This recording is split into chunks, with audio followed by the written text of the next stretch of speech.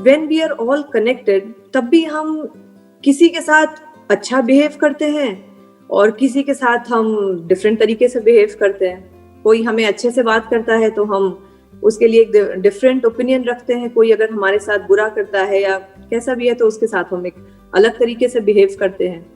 तो sir, sometimes I get confused कि when we are all connected, why can't we behave and be the same with everybody. देखिए, दो अलग अलग चीज़ें हैं। एक है एक रियलिटी, वो क्या है, चाहे आप साइंटिफिक पॉइंट ऑफ व्यू से देखिए चाहे स्पिरिचुअल पॉइंट ऑफ व्यू से देखिए, we are all connected, we are all one, उसमें कोई डाउट है ही नहीं। जैसे साइंटिफिकली क्या बोलते हैं, we are all made up of that same energy, right. जो हमारे मटेरियल्स हैं वो सब सेम है, जिन मटेरियल्स के हम बने हैं, हमारी बॉडीज बनी है, that is a fact which can't be questioned. एक है बिहेवियर जिसकी आप बात कर रहे हो। बिहेवियर में इट इज इम्प्लाइड कि कोई दूसरा है, तो वहां पर क्या आ जाता है, वहां पे एक ट्रांजैक्शन आ जाती है। कोई बोलता नहीं है, but every relationship is a transaction of give and take. ये हर रिलेशनशिप के कुछ अनसेड रूल्स होते हैं। Even the relationship of a husband and wife, कि अगर कोई एक पर्सन है जो बदले में सामने वाले से एक्सपेक्ट बहुत कुछ करे, लेकिन जब करने की बारी आए तो पीछे हट जाए, तो कहने के लिए तो वो हस्बैंड वाइफ है, लेकिन वो रिलेशन ज्यादा टाइम तक चल नहीं पाएगा ना।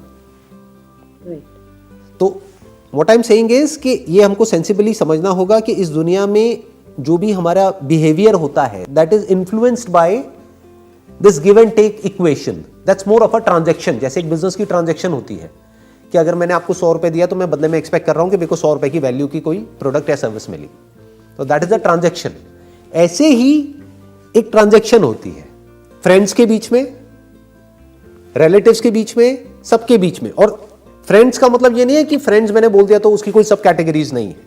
फ्रेंड्स भी अलग अलग तरह के होते हैं। एक फ्रेंड होते हैं जो हमको पता है कि ये फ्रेंड है ही टाइम पास के लिए। फॉर एग्जाम्पल, कि हमको पता है कि हम अपने काम से आए, बहुत स्ट्रेस्ड आउट है, अपनी लाइफ से स्ट्रेस्ड आउट हैं, अब हम वहाँ पे जा रहे हैं, हल्की फुल्की बातें कर रहे हैं, हंस रहे हैं, थोड़ा सा हमने टाइम स्पेंड किया, साथ में लंच किया, डिनर किया, वो अपने घर, हम अपने घर। अब वहाँ पे हम एक्सपेक्ट करने लग जाएं कि वो हमारे इमोशंस को क्यों नहीं समझ रहा, हमारी फीलिंग्स को क्यों नहीं समझ रहा, तो हम थोड़ा गड़बड़ कर रहे हैं। वो रिलेशनशिप अलग है, वो फ्रेंड्स अलग है। वो ज़्यादातर स्कूल कॉलेज में बन जाते हैं। जो स्कूल कॉलेज की जो फ्रेंडशिप्स होती हैं, वहाँ पर एक इमोशनल एक अलग ही बॉन्ड होता है, क्योंकि हम साथ में ग्रो कर रहे होते हैं।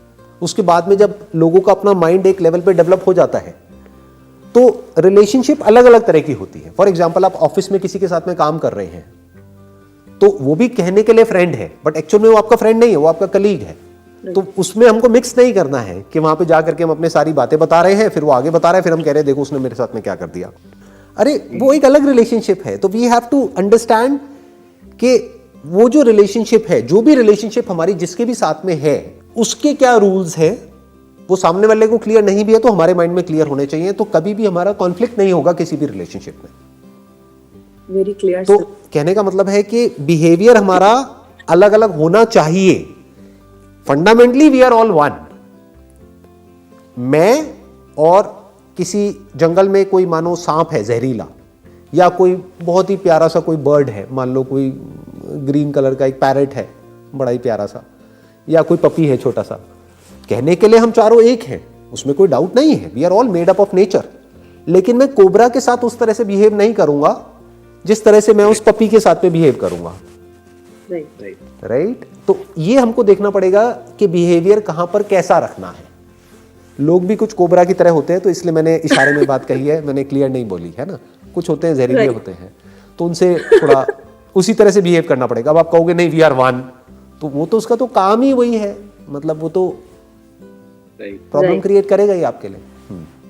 उसका नेचर बेसिकली सामने वाले के नेचर के हिसाब से हमें अपने आपको राइट। हाँ, देखना पड़ेगा कि वो जो रिलेशनशिप है उसकी क्या इक्वेशन है।